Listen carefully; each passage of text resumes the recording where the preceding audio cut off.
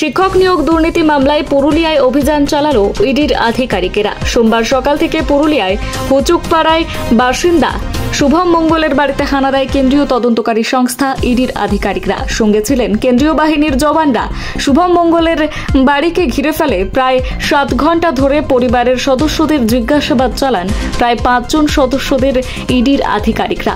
নানান নথি খতিয়ে দেখেন তারা। সূত্রের খবর, শিক্ষক নিয়োগ দুর্নীতি মামলায় গ্রেফতার পার্থ চট্টোপাধ্যায় ঘনিষ্ঠ প্রসন্ন রায়ের স্ত্রী নীলিমা রায় বাপের বাড়ি এই বাড়িতে।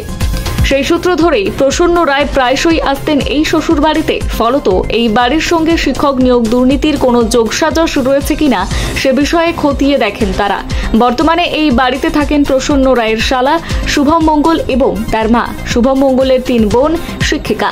পেশায় শুভম একজন ব্যবসায়ী। সমস্ত নথিপত্র খতিয়ে দেখে 7 ঘন্টা ধরে রুদ্রদ্বার জিজ্ঞাসাবাদ চালান ইডির আধিকারিকরা। এলাকাবাসীরা জানান, বেশ কয়েকবার প্রসন্ন রায় এই বাড়িতে এসেছিলেন। সেই সূত্র ধরেই হয়তো ইডির আধিকারিকরা তদন্তের জন্য এসেছেন। Bureau report, news hunt TV.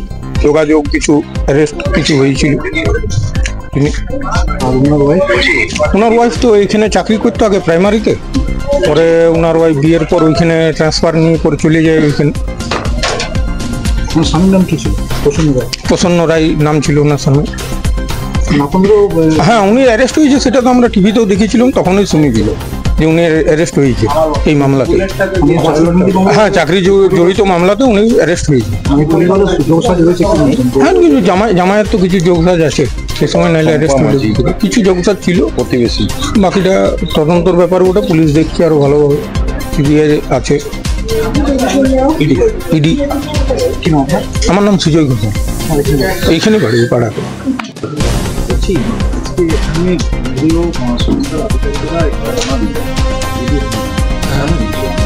শুনেছি, সকালে ঘুম থেকে উঠে শুনছি যে সমস্ত পুলিশগুলো আছে, তখনও পর্যন্ত জানতে পারিনি। সেটা এই যে কিছুক্ষণ আগে জানতে পারলাম যে ওই চাকরির বিক্রির দায়ে এই হানা দিয়েছে। হ্যাঁ, এই বাড়িটা হচ্ছে নীলিমা, ওদেরই বাড়ি। নীলিমা মঙ্গল, ওর এক বোনের নাম প্রতিমা মঙ্গল, আর বড় দিদির নাম আর শুভম মণ্ডল আর অনিমা মণ্ডল। এই এরা, ওর বাবার হলো সুরজ মঙ্গল, উনি মারা গেছে। না, নজরে আসেনি।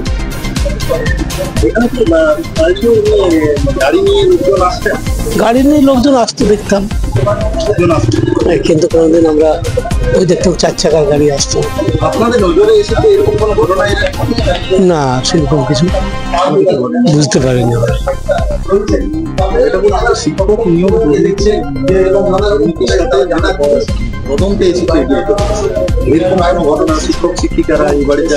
না, শিক্ষকদের কোনো ভিড় দেখিনি। না, থাকতো 3 বোন আর 1 ভাই। বর্তমানে শুধু ভাই আর ছোট বোনটা থাকে। সেরকম তো নির্দিষ্ট কিছু বলতে পারবো না। আমি এই আমার প্রতিবেশী, আমি 5 নম্বর। আমার নাম হচ্ছে লক্ষ্মীকান্ত মন্ডল।